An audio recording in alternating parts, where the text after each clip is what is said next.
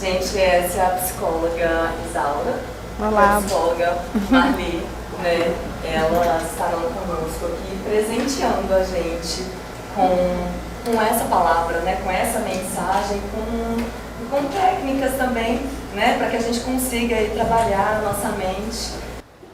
Eu quero agradecer vocês, a presença, né, por vocês terem saído do ambiente de trabalho de vocês para escutar, né, o que a gente tem para falar.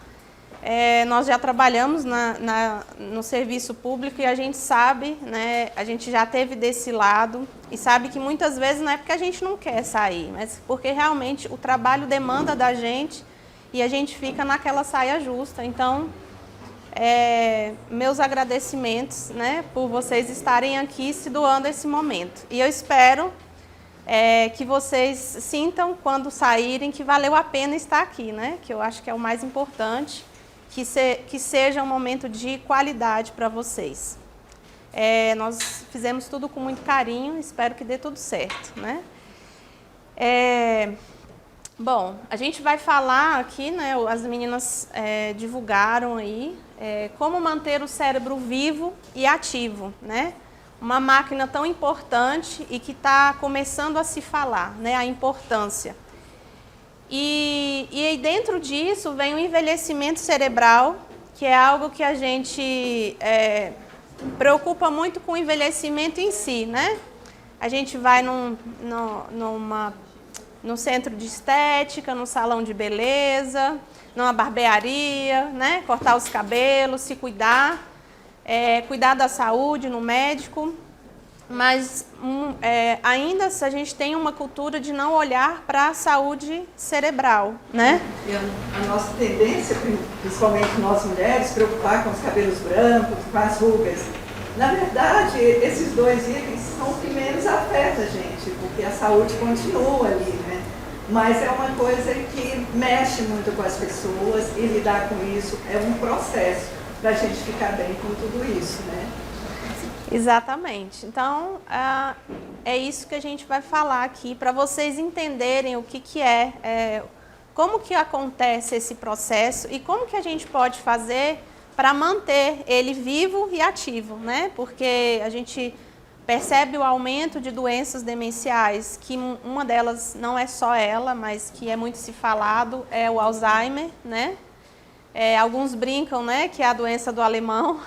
Então, existem muitas coisas que a gente pode fazer para prevenir e também retardar esse processo do envelhecimento cerebral, tá bom? Bom, meu nome é Isaura Borba, sou psicóloga há mais de 10 anos. Apesar, né, de ter assim, esse rostinho novinho, mas já tenho muita força de vontade. Comecei cedo, né, sempre nessa vontade de experiência, de estar no campo para conhecer as pessoas. Tenho uma formação em arte-terapia. Sou especialista em estimulação cognitiva, que é uma das técnicas que a gente utiliza para ativar o cérebro e manter ele ativo. E fundadora do Instituto, né? O Instituto também tem mais ou menos uns 9 a 10 anos, acho que esse ano vai completar. Inclusive, a gente distribuiu o folder para vocês.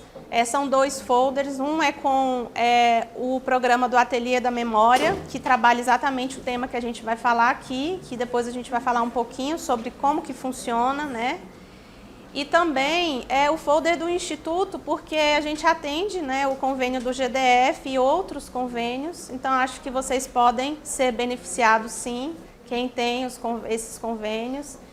E podem também levar essa mensagem para quem precisa, né? Muitas vezes a gente não precisa, mas tem um vizinho, tem um colega, tem um amigo, um parente que precisa, então tá aí para vocês. E a gente vai deixar aqui na mesa, quem quiser depois pegar mais algum, fiquem à vontade, tá? Esse é os nossos contatos nas redes sociais. Se vocês quiserem anotar, fiquem à vontade. Eu vou deixar a Marli falar um pouquinho, se apresentar. Bom, eu já está tudo aí. Eu já comecei bem mais tarde. Eu era funcionária pública, mas sempre tive vontade de fazer psicologia. achava que nunca ia fazer, que não dava mais tempo, ou que eu já tinha esquecido tudo, tinha começado zero. E com 45 anos eu comecei o curso de psicologia. Aí eu falava assim, não vai dar tempo de fazer nada, né? Tem 10 anos que eu tô, quer dizer, 12, né, já. E eu consegui e fiz, e para mim foi uma... Eu digo para vocês que sonhos se realizam. Você só tem que acreditar. Houve muitos momentos que eu achava, não vai dar mais, né? Vai ficar para outra encarnação, porque não vai dar certo. E eu consegui fazer o curso, a gente fez juntas, e a amizade continua, independente da diferença de idade, então a gente pode falar nisso também, né? Então, assim, uma realização, e eu estou aí nos aprendizados, sempre aprendendo e percebendo que tem mais ainda para aprender, sempre assim. E não pode desistir, gente. Essa coisa de idade não é o que define a gente. É o que a gente quer fazer, o que a gente acredita fazer. Então, mas eu sou psicóloga, atuo na área comportamental, atendo só adultos, né, na psicologia clínica. E eu fiz especialização em gerontologia, psicologia positiva, e estou aí sempre buscando aprender e levar um pouco eu falo que é o trabalho da psicologia é um trabalho em equipe, né? A pessoa precisa estar ali também comprometida e aí realmente flui e é maravilhoso. A gente consegue muitas transformações na vida da pessoa, é muito bom. Então, estou aqui para acolher, ajudar e, eu digo mais, auxiliar, porque eu aprendo tanto quanto eu consigo passar alguma coisa. É isso. Muito bem. Então, vamos lá. Você já pensou como será o seu processo de envelhecimento? Como você vai estar daqui 20, 30, quem sabe 50 anos? Né, nessa perspectiva aí de vida. Muito bem, para a gente vivenciar um pouquinho, né, isso, nós vamos construir um pouquinho isso junto e vocês vão experimentar um pouquinho a estimulação cognitiva, tá? Cada um recebeu um papel com a caneta. Já todo mundo ok com o papel? Então,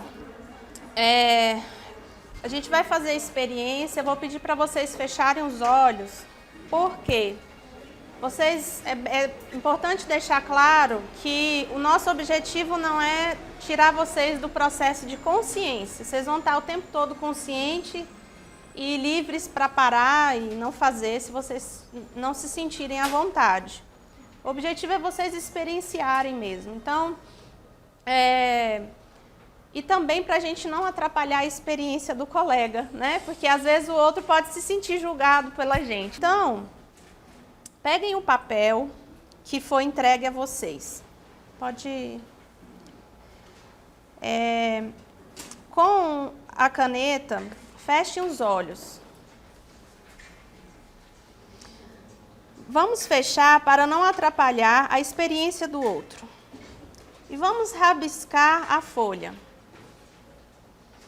Como se imaginam quando tiverem mais velhos, mais maduros? Não importa se vai ser um rabisco feio, de qualquer jeito, esse não é o objetivo, a beleza. O objetivo é vocês se exercitarem. Deixem as mãos fazerem o que vem à cabeça. Então, como vocês se imaginam quando tiverem mais velhos?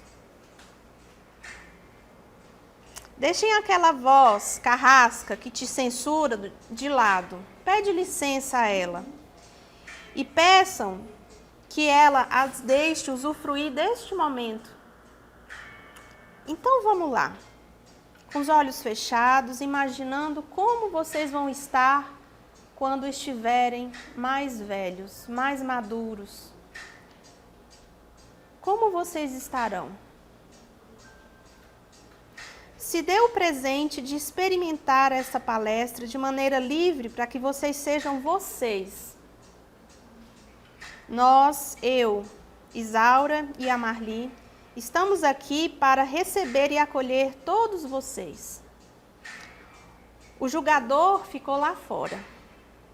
Lembrando que aqui estamos para aprender, escolher e compartilhar, não é mesmo?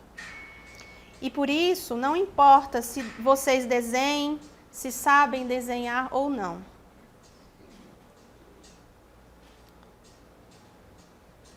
Queremos é que você se expresse. Então vamos deixar seu inconsciente conversar com você. Imaginem-se mais velhos, mais maduros. Que imagem vem? Que símbolo vem? Coloquem isso no papel.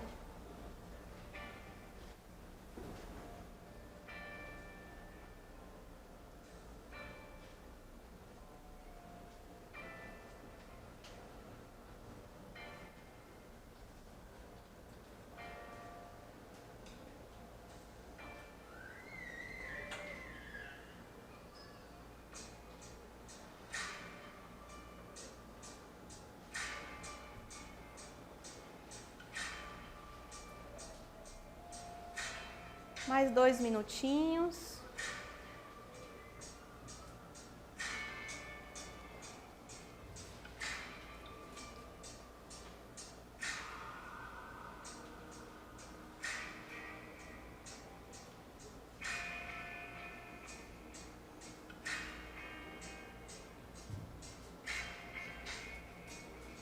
Ok, vamos abrindo os olhos, olhando para o que vocês fizeram.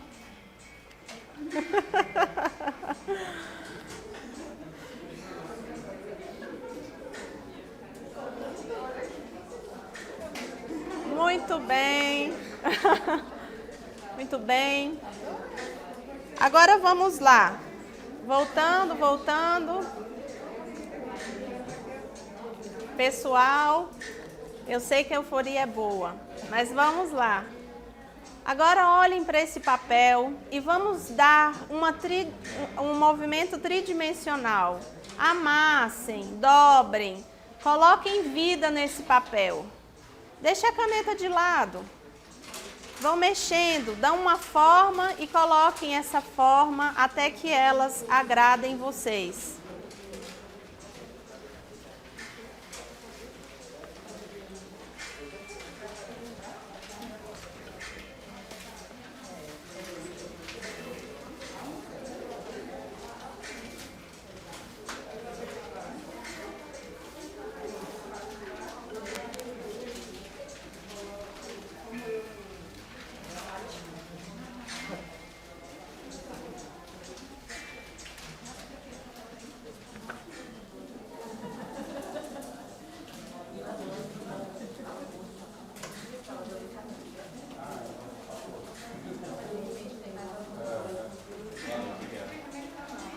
Quando terminarem, coloquem em cima da mesa para eu saber que vocês terminaram.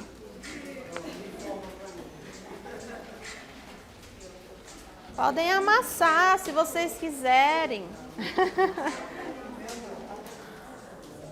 Então, com cuidado, né?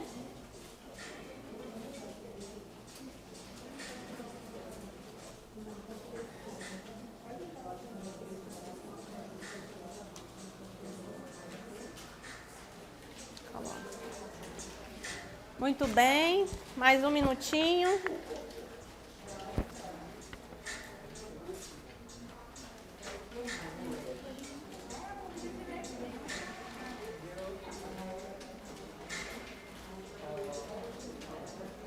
Muito bem, agora vocês vão levantar da cadeira, ficar em pé, pode ficar aí no espaçozinho de vocês.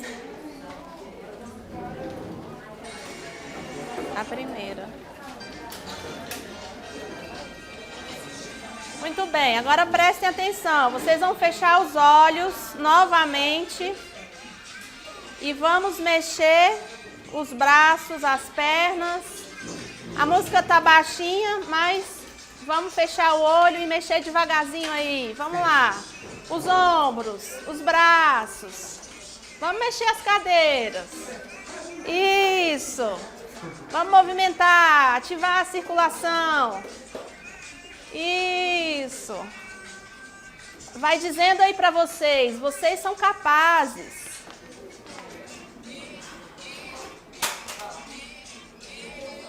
Com os olhos fechados, sente a vibração do som ecoar no corpo de vocês.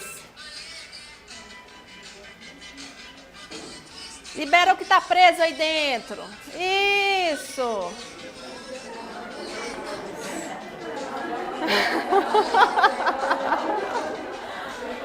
Com juízo, hein? Com juízo. Muito bem, vamos lá. E novamente vamos fechar os olhos. Eita, quem não quer fechar o olho tá enrolado. Tem problema não. Vamos lá. Com os olhos fechados, vamos prestar atenção nessa vibração aí. Agora vamos centrar em vocês, mexer um pouquinho, aquecer o corpo. Vamos prestar atenção nessa vibração interna aí. Como que tá? Como que tá o seu corpo? Isso. Vai se acalmando e prestando atenção na sua respiração. Isso. Concentrem-se. Sinta o ar entrando e o ar saindo.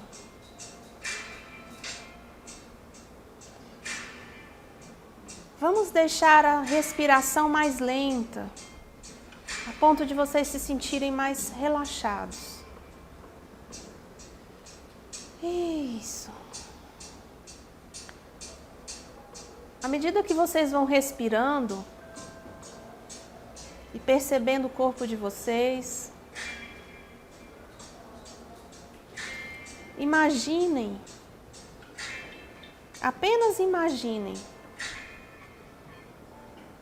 que você está numa nave toda de vidro, transparente, com alguém que você sente muito amado e seguro. E vocês irão embarcar numa viagem com essa pessoa. Vocês exatamente estão no espaço neste momento. Tudo está escuro, mas existe um farol que clareia as estrelas.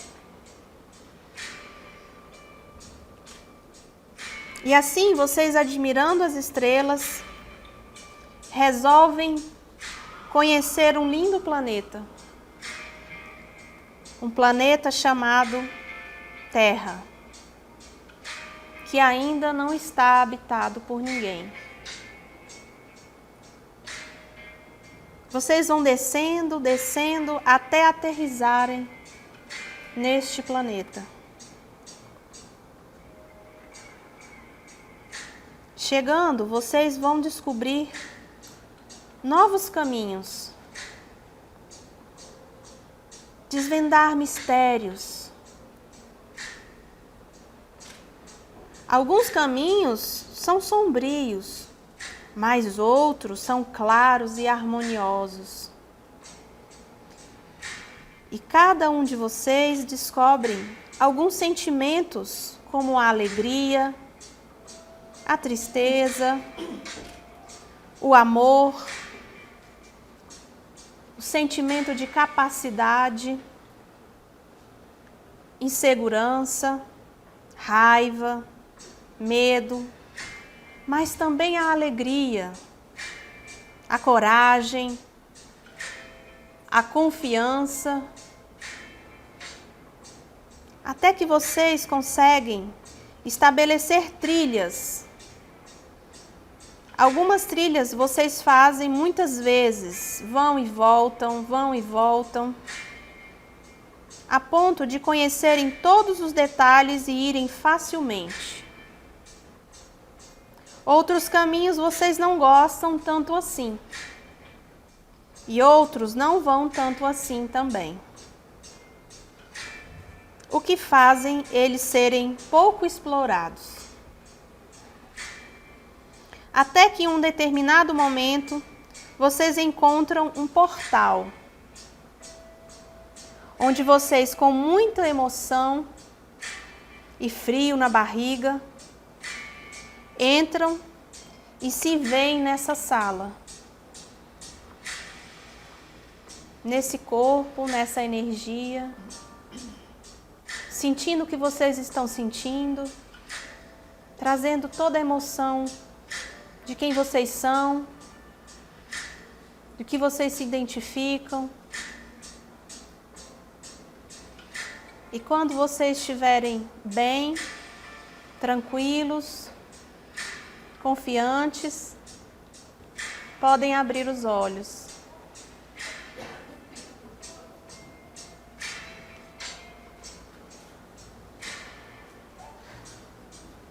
Tá todo mundo bem?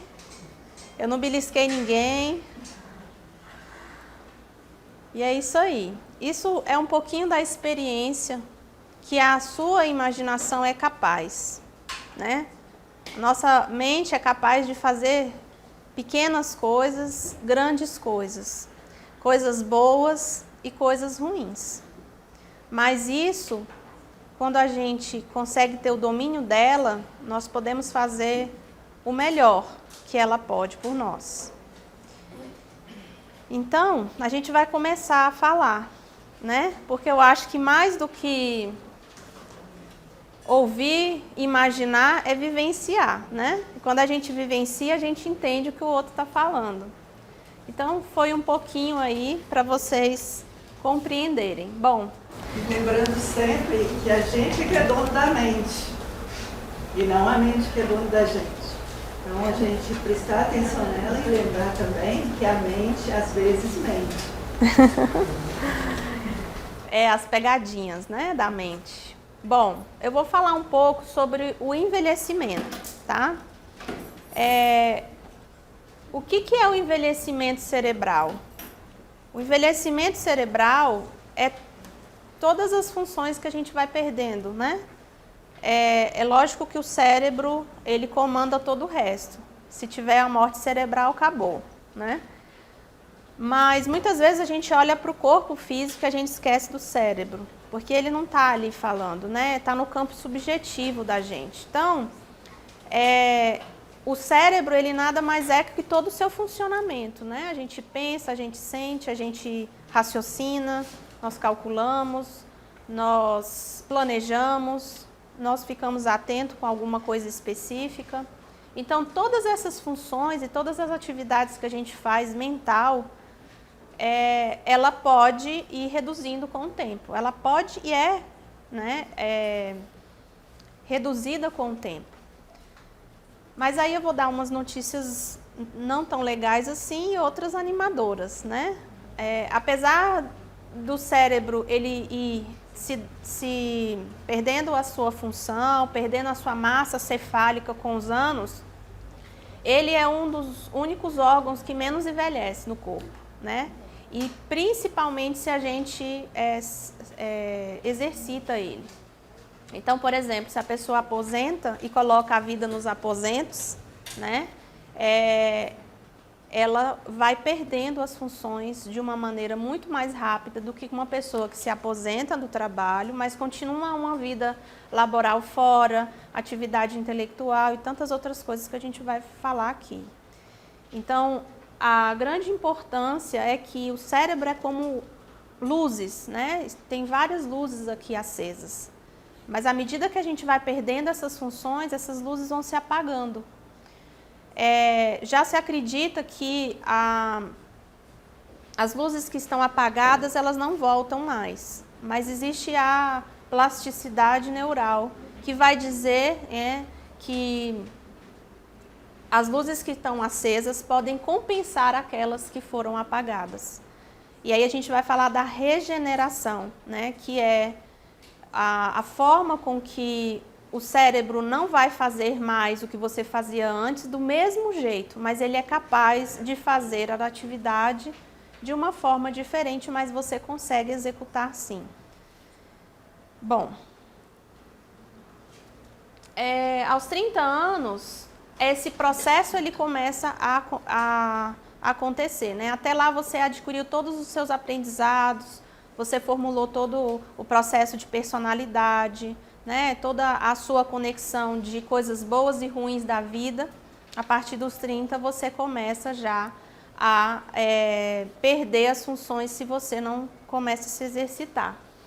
E aí, quais são os processos de compensação? A neurogênese, né, que é a capacidade de criar novos neurônios, que a gente brincou aí no processo de meditação ativa, de imaginação ativa, que é esses caminhos que vocês trilharam aí desconhecidos, né? Chega um momento que esses caminhos nem sempre a gente consegue mais trilhar, mas tem a neuroplasticidade, que é dentro desses caminhos você consegue fazer coisas, que são os aprendizados, é aonde acontece. Então, eu sei cozinhar, né? Eu sei fazer arroz, mas eu não sei fazer uma feijoada, por exemplo. Mas eu posso aprender.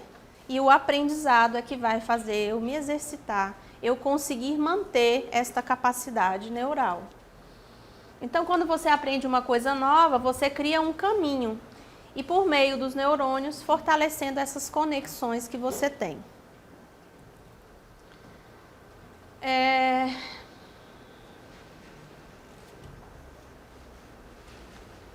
Então, o envelhecimento é esse processo de perda, que é lenta e gradual. No entanto, você exercitando o seu cérebro, você consegue compensar, né? E aí, de uma forma global. Bom, de que forma eu posso tratar bem, né, o meu cérebro para que eu não esteja sempre, para que ela esteja sempre crescendo? Ou quais as habilidades cognitivas estejam afiadas para que até o final da minha vida eu consiga executar as minhas atividades, né, com eficácia, com autonomia. Essas atividades são as intelectuais, né, que é a linguagem, aprender uma língua nova, fazer uma atividade física, que é importante. Hoje a atividade física não é mais considerado uma vontade, é quase que uma obrigação, né? Muitos estudos vêm cada vez mais intensificando a necessidade da pessoa fazer atividade física, né? Porque o corpo ele foi feito para se movimentar e não para ficar parado. Então é necessário e isso vai impactar diretamente nas substâncias químicas que ajudam a plasticidade neural. O cérebro ele precisa estar em constante inovação. Então, assim, algumas pessoas chegam na clínica, no consultório para a gente, falam assim, ah, mas eu faço caça-palavras, eu compro aquelas revistinhas e eu faço. Isso é bom e é importante, mas veja bem, se o seu cérebro costuma e habitua com aquilo não é mais desafiador para você e você não está mais no processo de aprendizagem. E aí você está se enganando, achando que você está mantendo o seu cérebro ativo, você está na ginástica cerebral e não está, né? Então é importante coisas novas, leitura de assuntos diferentes, para que exija do seu cérebro, né? Ah, peraí, eu não estou entendendo, vou voltar lá porque esse assunto é novo para mim. E é mais ou menos isso. Além das atividades intelectuais, porque a gente pensa assim, não, então... mas por que a minha mãe adquiriu uma doença degenerativa, mas ela sempre leu muito, né? Sempre foi meu pai foi uma pessoa que fez muito raciocínio lógico, cálculos, e agora ele está tendo uma doença dessa. Não necessariamente é só um fator, são vários fatores. Então, a atividade intelectual é importante, mas não é só ela. Então, tem a questão, né, do físico, um jogo, né? O contato social é importantíssimo, porque é no contato social que eu vou descobrir o seu nome, vou falar com você, vou memorizar o seu nome, vou saber da sua história, vou me impactar com ela ou não, vou sentir, né, emoções, e as emoções elas são importantíssimas também. Os nossos sentimentos, a nossa empatia com o outro, isso vai fortalecer também a nossa proximidade, o nosso elo com as pessoas. Então é importante, sim, o convívio social. E um dos impactos que a gente está mais vendo no consultório, com idosos procurando, é o isolamento social por conta da Covid, né, da pandemia que nós tivemos. Então, os idosos, eles tinham atividades, já existia um olhar para o idoso.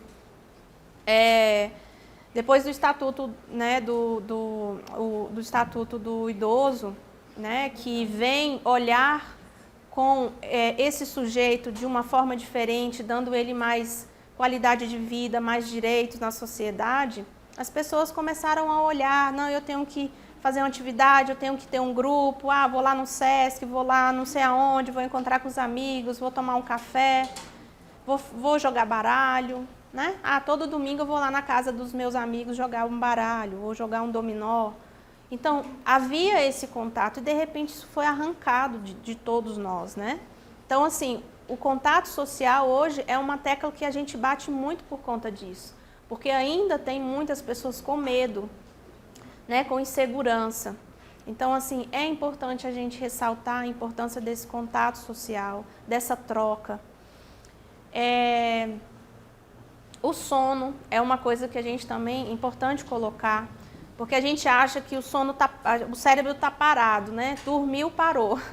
E não é bem assim. O sono é importante e mesmo, apesar da gente achar que ele está ali, né, no sono REM, que você está relaxando, é nesse momento que o seu cérebro está recuperando energias, mas também está trabalhando e está sedimentando o aprendizado, que é importante, né?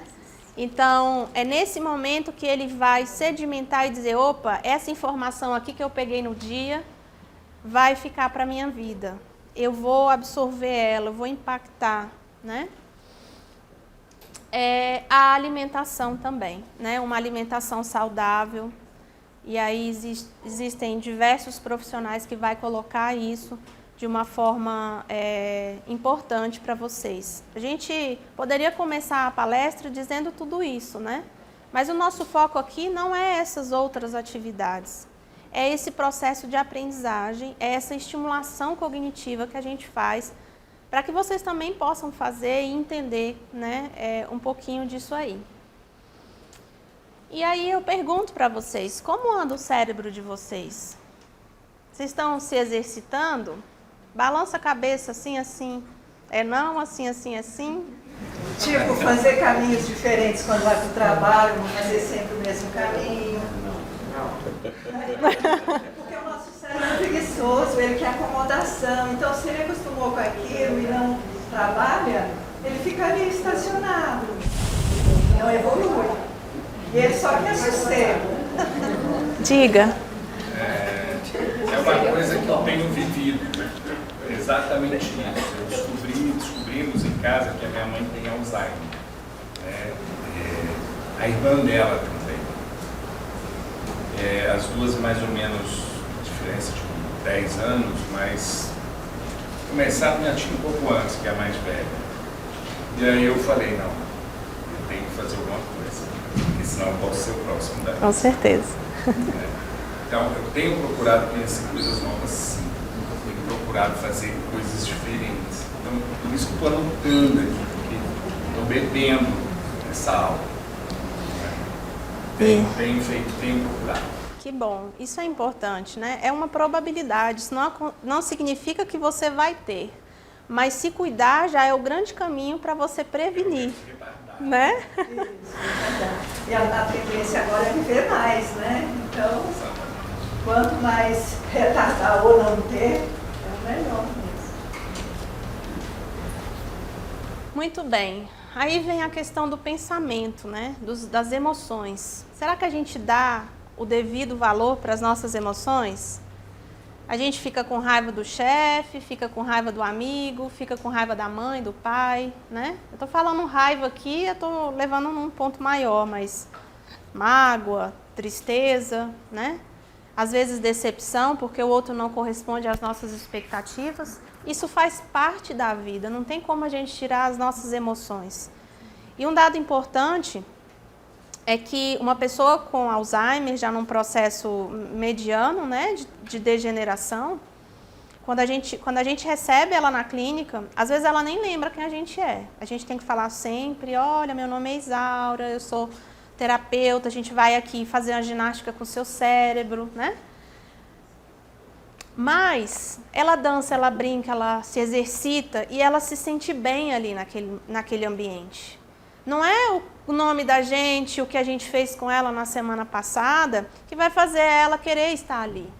é o bem-estar, é a emoção que ela sentiu naquele momento que vai ficar gravado, né? Por que muito se fala das músicas, né? Que as músicas são importantes para auxiliar nesse processo de degeneração?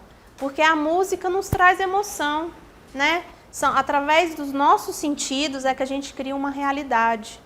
E essa realidade é o quê? É o cheiro, é o que a gente viu, é o que a gente sentiu. E, né, se a gente for pegar aí todos os nossos sentidos, é visão, audição, tato, olfato e o paladar. Então, uma comida gostosa da minha mãe, do meu pai, ai, que delícia, essa comida me lembra a minha infância, né? Quer dizer, você volta, revive, e isso impacta você. Então, você pode estar velhinho, né? Com 100, 105 anos, e lembrar de algo lá que você tinha 5 anos, porque gravou, sedimentou. E é através dos nossos sentidos é que gera uma realidade, e que nos gera uma emoção. E essa emoção nos faz criar crenças e pensamentos. Então, da mesma forma que eu tenho a receptividade para ter pensamentos e sentimentos bons, eu também tenho para ter sentimentos ruins, né?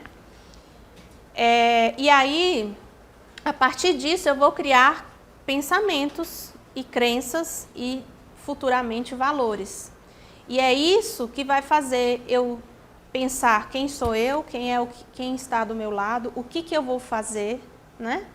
Quem eu vou ser, o que eu vou construir na minha vida.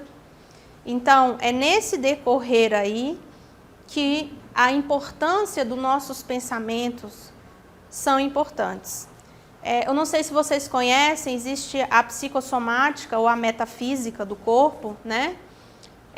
Que vai falar um pouquinho disso, da importância do pensamento. E o pensamento, ele se torna químico também. Então, quando eu dou valor àquele evento que aconteceu na minha vida e sedimento essa emoção dentro de mim, isso vai gerar um pensamento. Um pensamento a meu respeito ou a respeito do outro. E nesse momento, quando eu fixo isso para mim, isso vai se repetir, isso vai ficar lá numa gaveta guardada no cérebro.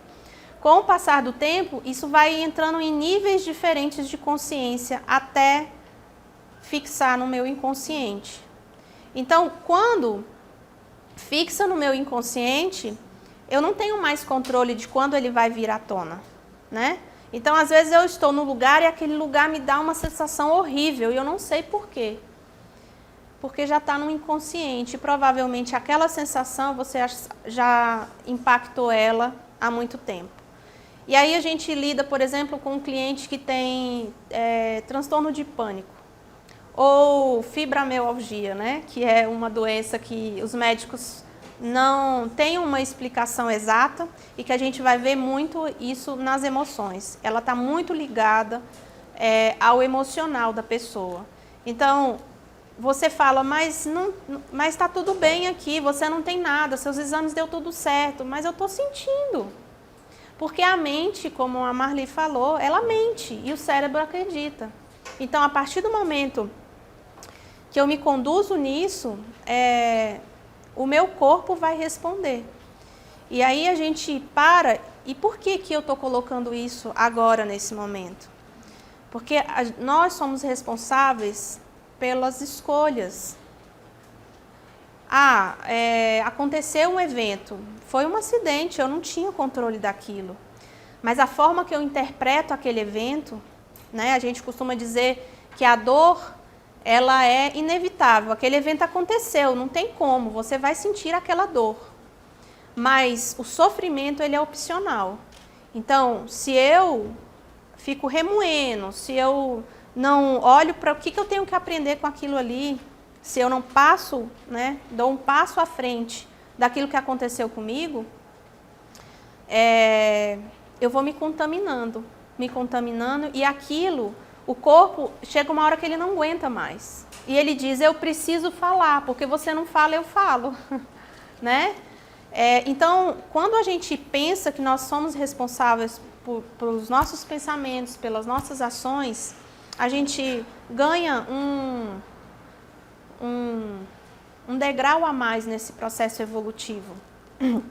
porque, eu já tenho essa doença, mas vamos entender então o que acontece, né? Por exemplo, a gente, nos estudos a gente percebe que, eu estou falando de uma forma genérica, tá, gente? Por exemplo, uma pessoa que tem diabetes, provavelmente ela foi muito doce com as pessoas, mas ela foi pouco doce consigo mesma. Uma pessoa que tem tireoide, ela costumou a engolir muito sapo, muita bronca e dificuldade de verbalizar as coisas que ela estava sentindo, priorizar as suas ideias, os seus pensamentos. Então, falar foi calado e aí desenvolve a tireoide. Hemorroida. A pessoa tem dificuldade com o processo de mudança, né? Ela está muito presa ao passado. Ela não consegue sair daquele processo e identificar o que tem de bom no processo de mudança. Então, assim, a gente tem um catálogo de doenças e a gente vai identificar aí. Mas o mais importante é a gente entender e ter consciência. Então, a importância do pensamento, né? Por que eu estou trazendo tudo isso? Para vocês entenderem que a gente está aqui caladinho, mas o cérebro está ali, ó, né? Pensando, fazendo conexões, lembrando de alguém. E nesse momento você está produzindo emoções. E se a gente não tomar conta e entender que nós controlamos nossos pensamentos, e não é o nosso pensamento que toma conta da gente, né? A gente ganha mais responsabilidade e poder de escolher.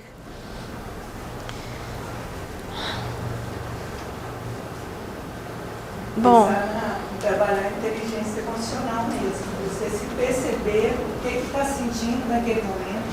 Mas a nossa tendência também de ser humano é colocar no externo, no outro, né? Então a gente precisa começar a se perceber. Por que eu senti isso? Por que essa fala dele me afetou tanto? E a gente geralmente não, porque a gente foi meio que treinado a se defender. Aí a gente entra numa autoproteção e já começa ali a ter uma agressão. Agora se a gente para e pensa, né? Mas por que o que ele disse me afetou tanto? É verdade isso? Se é verdade eu tenho que ver. Se é mentira, isso é dele, né? Mas a gente chegar nesse ponto é um processo. A gente precisa trabalhar essa inteligência emocional, que são essas emoções. Se perceber, perceber o que está sentindo, o que está pensando e olhar para isso. Existe uma fala que eu ouvi aqui hoje e que eu vou falar, mas assim, eu não julgando essa pessoa que falou, porque isso acontece demais, né? Eu não vou na psicóloga não, quando eu estiver doido, porque a gente tem isso, né? A gente tem isso mesmo e isso é real. Mas muitas vezes, sentimentos que a gente tem no nosso dia a dia, a gente não consegue lidar. E a terapia é um ótimo exercício para isso, para a gente conseguir verbalizar e entender o que está acontecendo, né? Na verdade, o psicólogo, o terapeuta, ele vai ser um espelho aí desse processo. Não precisa esperar ter um transtorno, uma doença. O psicólogo vai ajudar no autoconhecimento, é você aprender a administrar o que está pegando, o que você não está conseguindo sozinho. Não é claro, né, cuida dos transtornos, né, dos distúrbios e tudo, mas não é só isso, é muito mais. Às vezes você está precisando se ouvir e não tem com quem falar. Então, às vezes, não é nem o que o terapeuta vai te dizer, é o que você se ouve falar. Até porque a gente vai na terapia, a gente não fala de qualquer jeito. Não sei se alguém aqui já fez terapia, né? Aí você chega lá e fala, não, eu não vou falar isso. Você vai pensar o quê de mim? Eu vou falar aquilo. Aí você começa a elaborar o que você vai falar para o terapeuta. E é nesse processo que você fala de um jeito, você fala, caramba, nunca parei para pensar nisso, né? Então, tem todo um processo interno que o terapeuta, ele está ali, ele nem tem acesso àquilo. E aí, quando a gente faz terapia, é que a gente começa a perceber outros ganhos que a gente talvez não saberia antes, né? A partir do momento que você rever e alterar essa postura de ser bom para os outros e pensar, passar a importar-se consigo e com as coisas próprias, né? Ou seja, quando você dá um olhar para as suas necessidades, para aquilo que você está sentindo e pensando, você passa a se reconhecer. E quando as meninas falaram no início da palestra olha, a gente está fazendo esse movimento de qualidade de vida. Muitas vezes a gente quer cuidar do filho, do marido, de não sei quem, da mãe, do pai, e a gente esquece da gente. Às vezes até do colega de trabalho que está passando mal, que está com problema. A gente tem essa prontidão para o outro. E para nós mesmos, como que está isso? Então, esse olhar é um exercício múltiplo, né? De olhar para si, se identificar. E o autoconhecimento parece ser uma coisa utópica, mas não é. É nesses processos diários que a gente começa a se perceber. É muito a máscara do avião, gente. Se a gente não coloca na gente, a gente não tem condição de ajudar o outro. Então é muito isso. Às vezes a gente fica preocupado com o outro e depois você fica sem condições. Nem se ajuda e nem ajuda o outro. Importante lembrar, essa coisa da máscara do avião é real, é um fato. Você precisa estar bem, vendo as suas necessidades, para ir olhar a necessidade do outro e poder realmente ajudar, sem só ficar na boa intenção, mas ter condições. Bom, a criatividade é um fator importantíssimo. E aí entra até a questão laboral, né? A gente muitas vezes pensa que a criatividade está ligada a uma produção artística, né? Mas não necessariamente. A criatividade, ela vai embasar o simples fato de você criar uma ideia para uma solução. E a gente faz isso, né? Muitas vezes tem um processo, a gente precisa dar uma solução para aquele processo e de repente vem aquela ideia, né? E muitas vezes, por uma questão social mesmo, de educação, a gente aprende que nós não somos criativos. E o pensamento criativo se diminui cada vez mais. E tudo isso que vocês fizeram aí, a gente não vai ter tempo aqui, né? Porque a palestra a gente quer dar o nosso melhor, então não vai dar tempo da gente explorar cada um de vocês. Mas esse simples fato de vocês terem pensado, colocado aí esse pensamento de como que vocês se veem daqui a alguns anos, já é um processo criativo, né? Pequeno, mas é um processo criativo.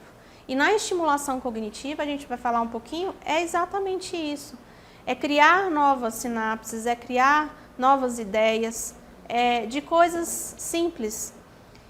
E aí, assim, o pensamento criativo funciona como um ventilador, né? Muitas vezes para refrescar o estresse e a tensão do dia a dia. Principalmente para aquelas pessoas que estão muito estressadas, com sentimentos negativos como medo, ansiedade, raiva, angústia, culpa, né? Quantas vezes a gente sente culpa? E porque a gente aprende isso, né? Aprende que a gente precisa ser perfeito, que a gente precisa ser um bom pai, uma boa mãe, um bom trabalhador, um bom funcionário. Exato, né? E tem um perfil de ser bom e a gente busca sempre aquilo. E a comparação é o que acaba com a gente, né? Bom, então, provavelmente um dos mecanismos mentais de defesa do organismo é o desligamento. E o pensamento criativo proporciona essa abertura, né? Esse caminho neural. Aquelas luzes que precisam substituir outras que já se apagaram. Sob o estresse, o cérebro retornará a padrões mais conservadores de pensamento. E o funcionamento rígido habitual da memória à custa de uma memória mais inflexível, né? Então, você tem essa dificuldade. Então, por exemplo, a gente no ateliê da memória, quando chega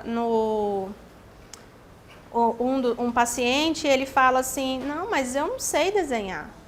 Porque às vezes a gente traz isso como um fator infantil, né? A gente se vitimiza, assim, eu não dou conta disso. E dá, sim. E no ateliê a gente não vai olhar se é belo, se é bonito. Não, a gente quer saber o que está dentro de você. O seu inconsciente vai conversar com você, né?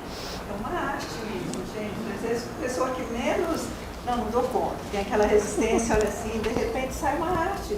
Fica bonito e tem significado. E eles mostram o significado daquela criação.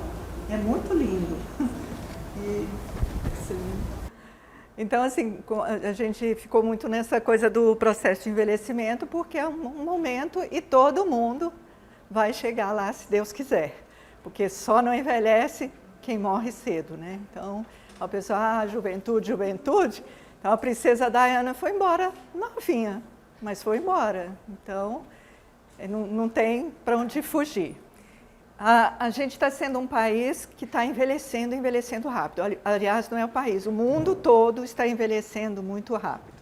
Então, eu trouxe um pouco da estatística mesmo, pouquinho que eu catei lá para dar tempo.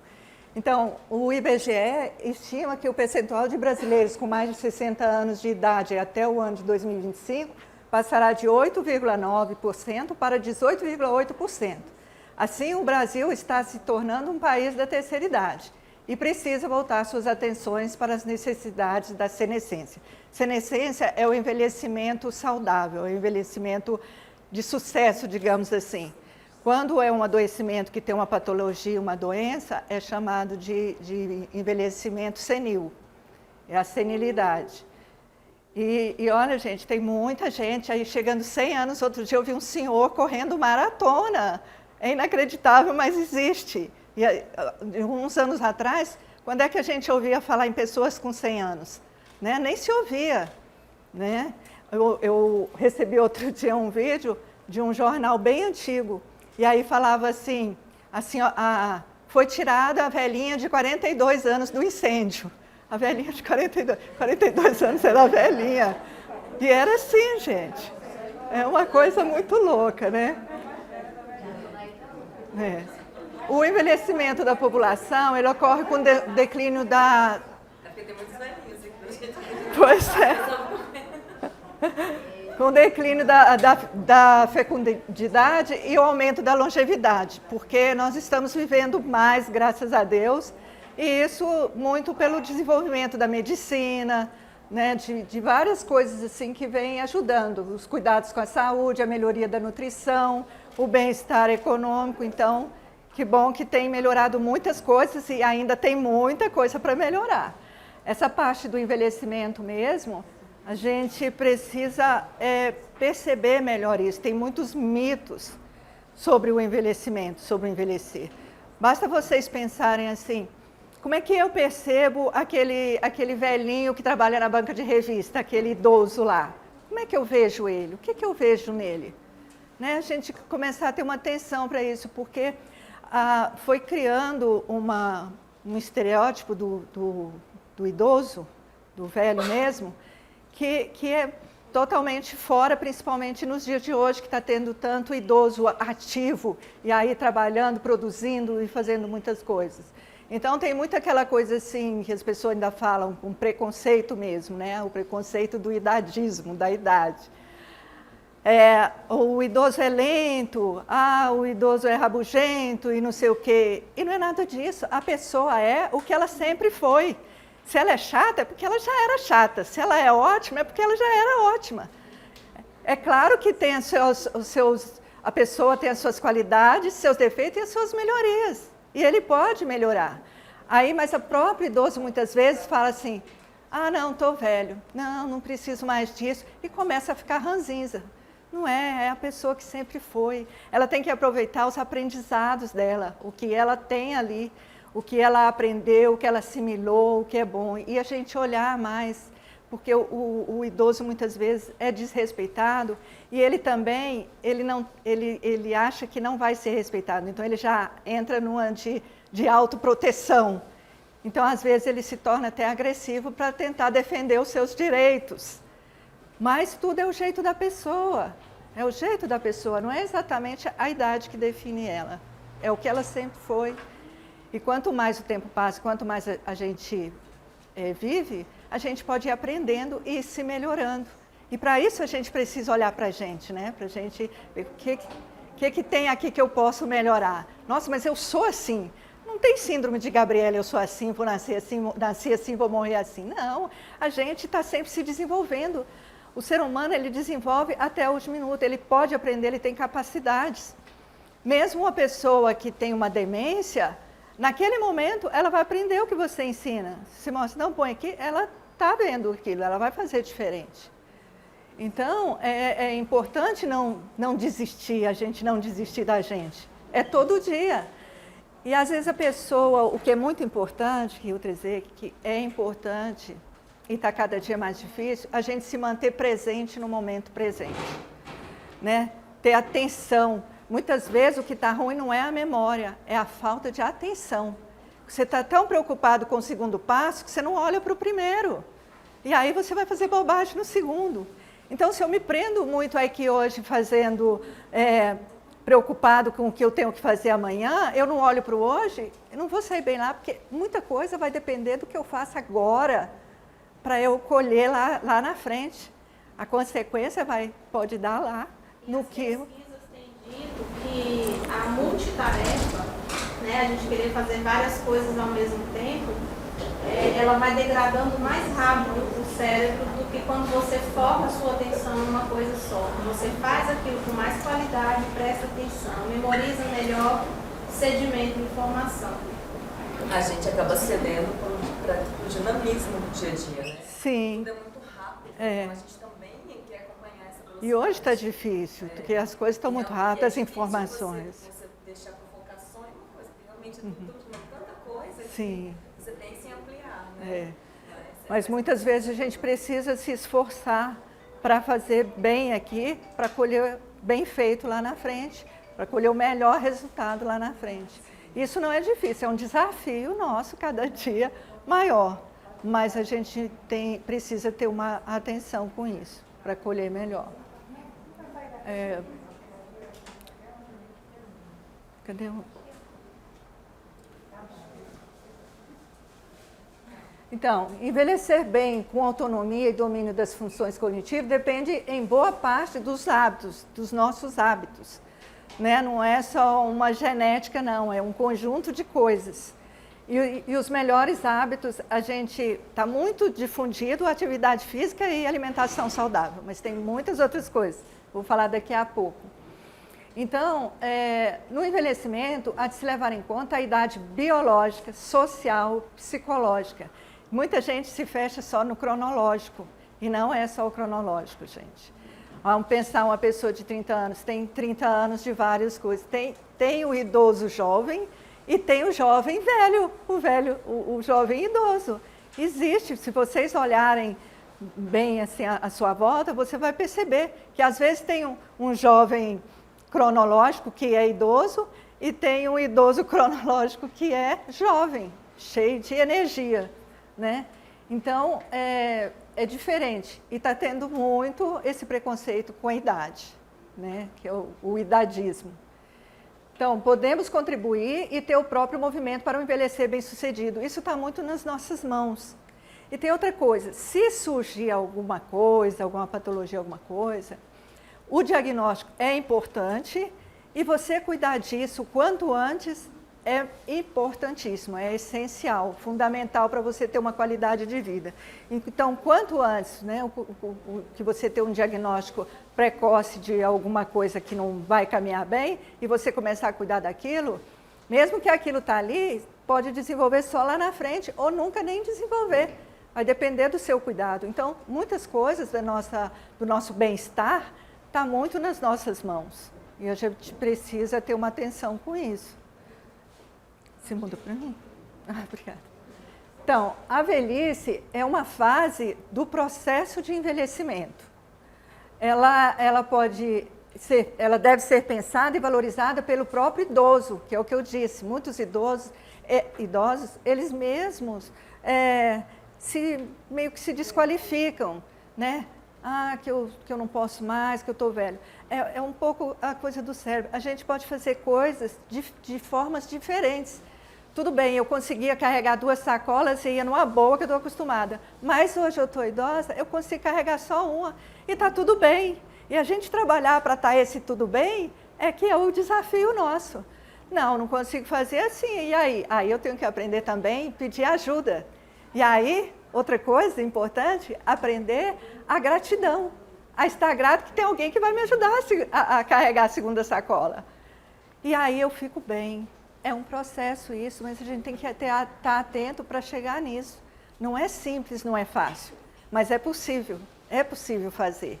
Então, assim, 2 coisas que a gente é condicionado. Parece que a gente não pode pedir ajuda. E quando fica idoso, parece que cria, mas não quero dar trabalho. A pessoa tem que pensar que quando ela não quer dar trabalho, é quando ela dá mais trabalho. Né? Porque se dá trabalho você vir aqui me buscar para levar no médico. Mas se você piorar e eu tiver que levar, internar você, vai ser muito mais trabalhoso. Então, quando a pessoa pensa assim, não vou dar trabalho, não quero ser... Pensa que se eu não der trabalho agora, eu vou dar muito mais trabalho. Vai ficar muito mais complicado. Isso é um pouco cultural nosso e que a gente tem que ir desmistificando isso, tirando isso, porque ninguém ganha. E a gente aprender essa coisa muito da gratidão. A gratidão é importante, gente. Quanto mais a gente tem gratidão, mais as coisas vêm, mais as coisas acontecem. Isso é real. Não é blá, blá, blá de agora, não. É uma verdade. Né? E a gente precisa trabalhar isso. Né? Ser grato, assim, eu preciso de alguém que me coloque no sol, mas eu preciso de alguém também que me tire do sol. Então, eu preciso ser grato. Né? Não é fácil isso, não. É um processo difícil, mas que a gente precisa olhar mais para isso. A gente precisa do outro, sim. Nós não estamos sozinhos. A gente precisa um do outro. É aquela coisa, né? Uma mão lava a outra, as duas lavam o rosto e é assim que é. Esse aqui é um pouco de dicas para proteger o envelhecer saudável. Fazer atividade física, todo mundo já sabe. Por quê? Porque oxigena o cérebro, porque tira as ferrugens das dobradiças, que é verdade. A gente, fortalecendo os músculos, a gente dá um suporte para os ossinhos que vão enfraquecendo. E isso, gente, a gente tem que começar mais jovem. Quer dizer, mesmo se você começar com a idade, é bom, é melhor do que nada. Mas se você começa isso antes, é muito melhor. É claro que ninguém vai pensar no envelhecer. Tem uma idade que a gente nem passa na cabeça. Mesmo a gente estando convivendo, estando ali pertinho de não passa pela cabeça da gente que, nossa... E quando passa, parece que está muito distante. Gente, não está. Não está. Quando você vê, você já está com 50, já está com 60, e o cronológico vem ali gritando, e você tem que andar na idade social e nas outras para dar conta. Mas o tempo passa muito rápido. Então, a gente, se você quer uma velhice saudável, começa o quanto antes a ter esses hábitos saudáveis. Então, fazer atividade física. Quem frequenta a escola há mais tempo, tem pesquisas que mostram que vai demorar mais tempo, se tiver que ter alguma coisa mental. Então, a atividade intelectual é importante. A leitura, o aprendizado, né? Tem se falado muito em aprender outras línguas, porque além de ser bom na prática da gente, ela também tira um pouco dessa ferrugem nossa, e é muito bom. Manter conexões sociais, muito do que a Isaura já falou, né? A gente precisa ver essa coisa da pandemia e essa coisa social, devia ser assim, um afastamento físico, não social. O que quer dizer isso? Mas não podia chegar perto um do outro. Sim, mas você podia, agora temos a internet, tem imagem, tem do telefone, você pode continuar tendo uma interação social com as pessoas. Né? Muitos, os idosos sofreram muito com isso, que os netos pararam de ver. Podia chegar no portão, dar um tchau, uma graça ali. Isso é uma interação social, não podia estar junto, então já foi colocado errado. Não era para ser um afastamento social, era para ser um afastamento físico. Né? A interação social ela deveria ter continuado e muita gente até que conseguiu achar uma coisa assim. Eu vi embaixo do meu blog, por exemplo, o pessoal ir com um bolinho lá embaixo, uma velhinha, assim, 2 pessoas, e cantar para uma pessoa lá do 5º andar, e a pessoa na janela se sentiu homenageada. Isso é uma interação social. E é, assim, emocionante, né? Porque, assim, é uma coisa criativa, né? Uma pessoa que vai lá, leva um balãozinho, leva um bolo e canta ali o parabéns, é uma criatividade, é um social, fazendo uma interação. Então, deveria ser afastamento físico. Relaxar mais. Sei que está difícil cada dia mais, mas é necessário os momentos de pausa, gente. É muito importante. E momento de pausa não precisa ser coisas grandiosas, não. Se você sentar ali e tomar um sorvete te deixa bem, te traz um bem-estar, faça. Tira aqueles minutinhos que você não está perdendo tempo, você está ganhando tempo. Porque quando você voltar para a sua atividade, você vai fazer com muito mais qualidade, com mais prazer, com mais vontade, com mais clareza de mente mesmo para fazer aquilo. Então, momentos de pausas são importantes, momentos prazerosos. Se eu vou parar aqui, olhar para a janela e vou olhar para aquela árvore verde ali, aquele coqueiro.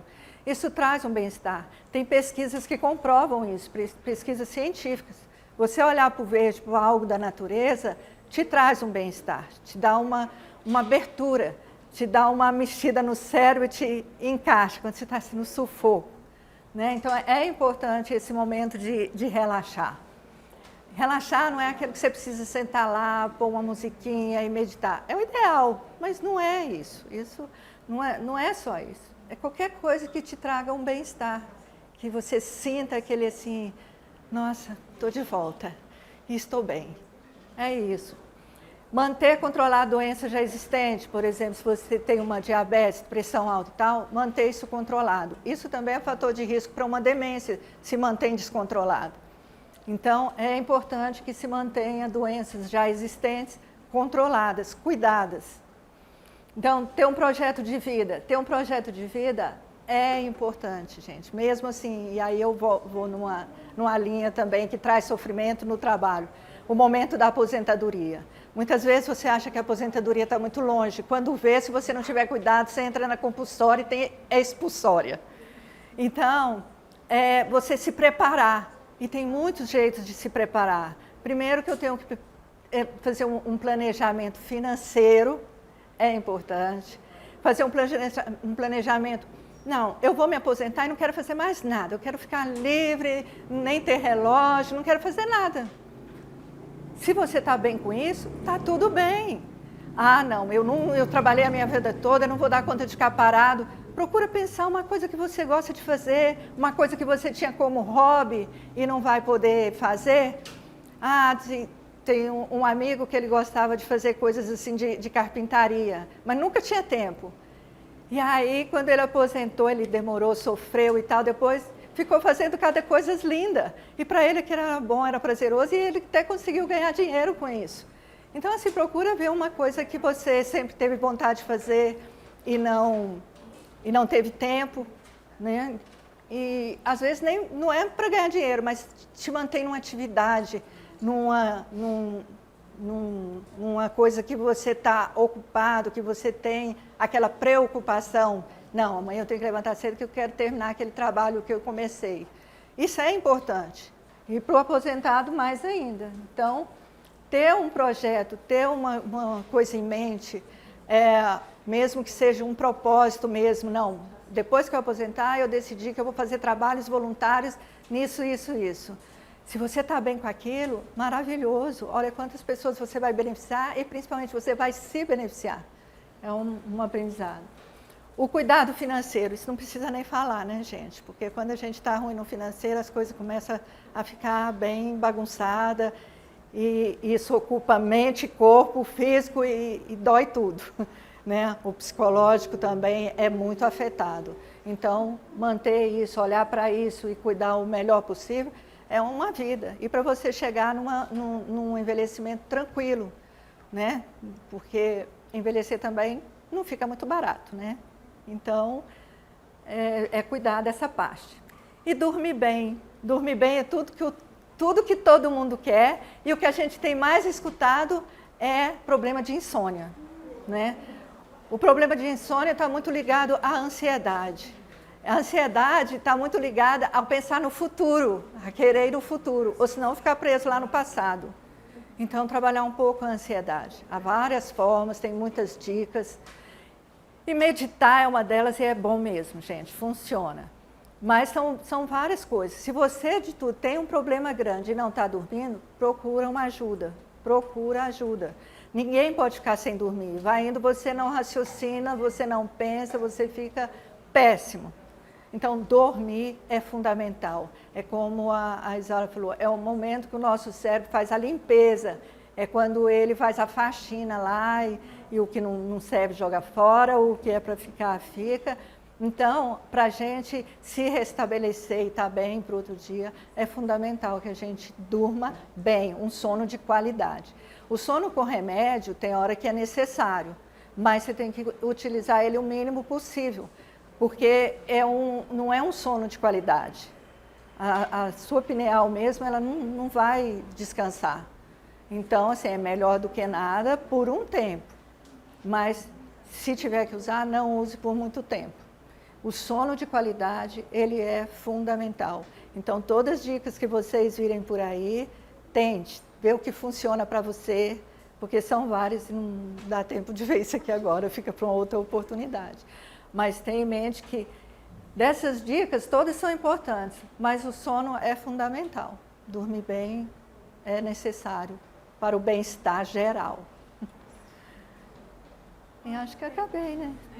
Eu ia falar um pouquinho da menopausa, gente. E assim, eu sei que é importante e está ligado com o envelhecimento e é preocupação. Para muitos de nós, é mais complicado entrar na menopausa do que o envelhecimento em si. Eu mesma tinha em mente que falar assim, entrar na menopausa é um atestado de velhice, né? Acabou a mulher, não é nada disso. Menopausa tem tratamento, tem várias formas. A gente entra, em média, você entra no climatério com 45 anos. E na menopausa mesmo, que a menopausa só é dita depois que você fica sem a regra por 1 ano, isso aí você entrou na menopausa, que não vem mais. E aí sim você precisa de cuidados. E cada um é de um jeito, cada pessoa é muito individual. Então você precisa procurar seu médico, ver o que funciona para você. A reposição hormonal é muito bem falada em muitas coisas, mas não é todo mundo que pode. Então você precisa ir no médico, ver o seu caso e tratar do seu caso. Ver o que serve para você, mas que tem tratamento, tem. E eu vou dizer que eles estão sabendo disso de uns tempos para cá. Porque como a expectativa de vida era muito pequena, muitas vezes as mulheres não chegavam na menopausa. Então a menopausa era meio que desconhecida e ficou uma coisa assim, é assim mesmo, é assim mesmo. E não se fazia nada. E a deterioração da mulher é grande. A deterioração hormonal é muito grande. O doutor Itro Rashid, ele é hormonologista, e ele fala muito disso. Então, temos que olhar, temos o que, se não pode tomar hormônio, ver o que funciona, e cada um vai ficar melhor com uma coisa. Porque são mais de 120 sintomas. Você vê o tanto que a mulher sofre, hein, gente? E é bom falar para vocês, homens também, para vocês também terem um pouco de paciência e cuidado com as esposas, irmã, mãe, com as mulheres à sua volta. Né? Então, menopausa não é um problema só da mulher. Né? Tem o do marido, dele entender na sexualidade, olhar aquilo, conversar sobre aquilo, para falar o que está sentindo, para ele buscar ajuda. Precisa de ajuda e ficar bem. Agora pode ficar bem, gente. A gente tem tudo para ficar bem na menopausa e ser sexy e ficar muito bem. Trabalhar mesmo a sexualidade ali. Então, eu falo assim, só por coisa, mas é uma coisa para vocês pensarem que tem jeito. É difícil, mas tem jeito e é possível melhorar e ficar bem, ter qualidade de vida e viver muito bem. Ela não acaba com a gente, não. A gente convida para uma conversa sobre isso. Então, é importante. Que vai ser bem interessante. E por hoje, sim, o nosso tempo é curto. A gente vai ficar com esse. Espero que tenham gostado. Que tenha ajudado em alguma coisa, clareado alguma coisa. E qualquer coisa a gente pode voltar. E obrigada, gente, muito obrigada. Eu sei que é difícil assim, esse momento de pausa que vocês conseguiram. E agradeço bastante mesmo. Muito obrigada.